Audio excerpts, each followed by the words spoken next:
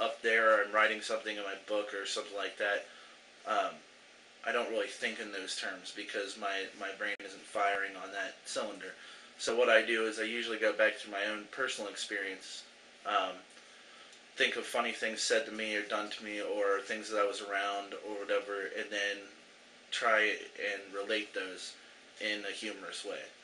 Um, and I'll talk about any subject. I don't care. It doesn't bother me to deprecate myself in any way.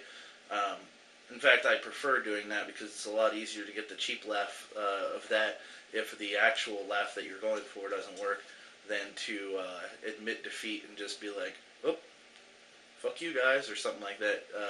Mostly because I don't want to seem hostile and I don't really want to make any enemies on the way.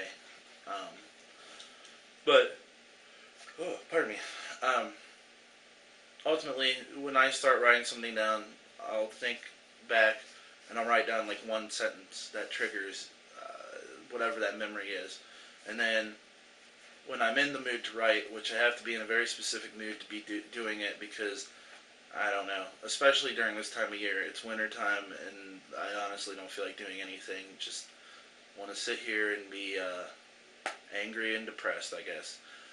Uh, but when I do sit down to write it, I usually start out by writing everything that I can remember about that experience, um, down to details. Not so much about setting, um, because that's easy, to relate a setting, restaurant, a bar, the fucking street, whatever.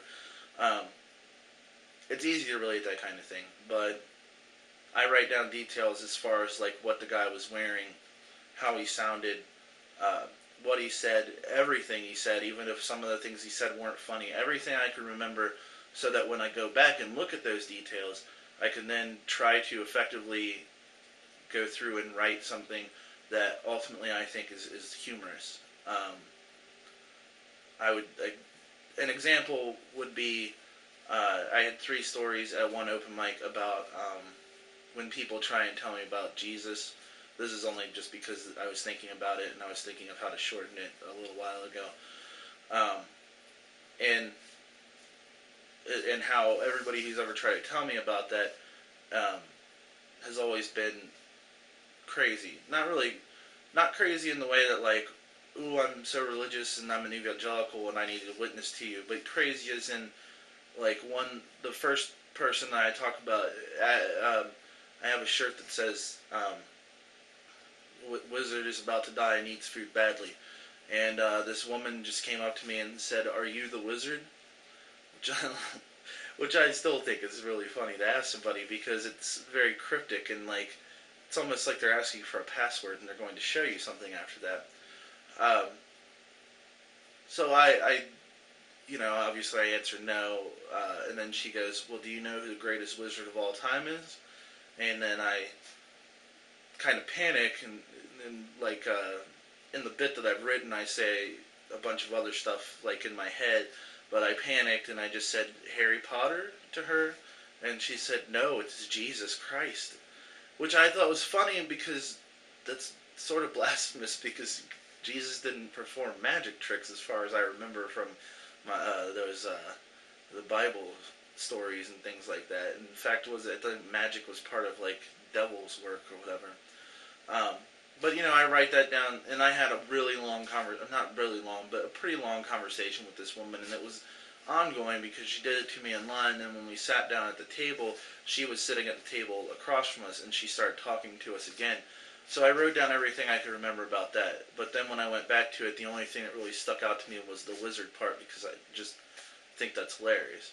Um, so that's what I do, and I try and then distill that down to a short thing where I make a lot of, I don't know, exaggerations. Not exaggerations about the story, but exaggerations for the sake of, the comedy or whatever. Or the sake of the bit, to use the technical term that I didn't realize I was supposed to use until not too long ago. We're just learning things all the time. Uh, anyway, um, so I write that stuff down, and then I just kind of take that information that I've gotten, take the bit that I've worked out, and then for myself, so I don't have to carry my notebook up. I know a lot of people at open mics carry their notebooks, and I have no problem with that.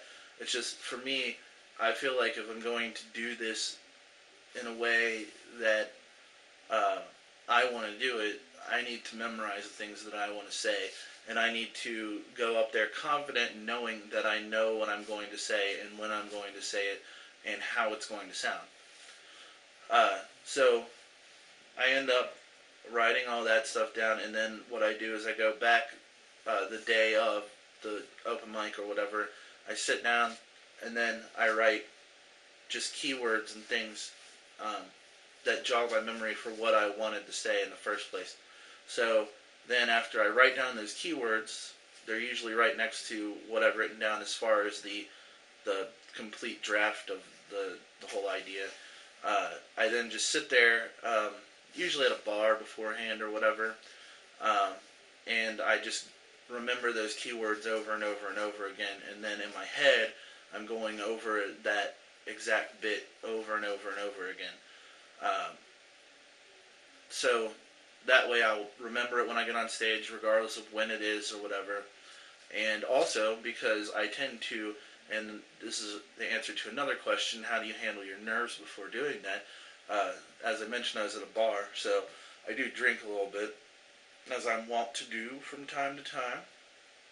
And so even if I've been drinking, which it's not like I'm drinking until I'm like stumbling around, slurring everywhere, even though that would be kind of funny to go up on stage like that in a way, but only when I think about it as something ridiculous to do.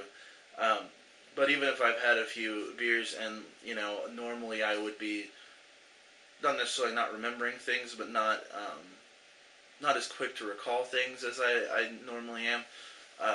I'll remember those keywords, and then I'll know what I'm going to say. And plus, I've been going over it in my head a bunch, so I know that. I don't really know any other techniques. That's just how I work things out. So, for anybody out there wondering, it's not a terrible way to start. And if you have a good memory, and you can recall things pretty quickly, then it's really not a bad thing to do at all. I don't think. It's definitely worked for me, and more or less, ultimately, what plays into it is that you also have to remember that when you're up there, time kind of dilates. It seems to go a lot faster than what you think it's going to.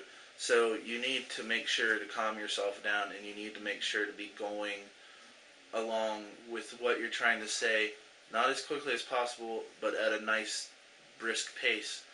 And when you're saying it in your head, it's definitely going to sound different than it comes out, especially the first few times that you do any of this. It's always going to sound different than how you intended it to.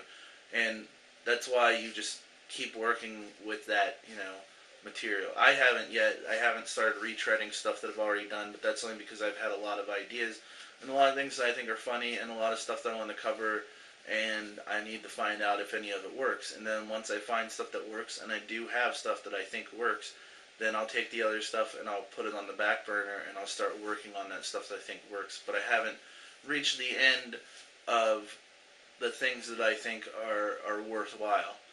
So once I reach the end of those things, and I have tons of stuff that I've written that isn't even part of what I think's worthwhile, I may go back to that stuff and work on it later. But then I'm going to take the stuff that I think really works from the pile of stuff that I thought would work, and then I'll work on that and try and turn that into a bit of a set, more cohesive and coherent than the way that I presented at open mics, because I don't have everything put together yet, so I can't link it all together.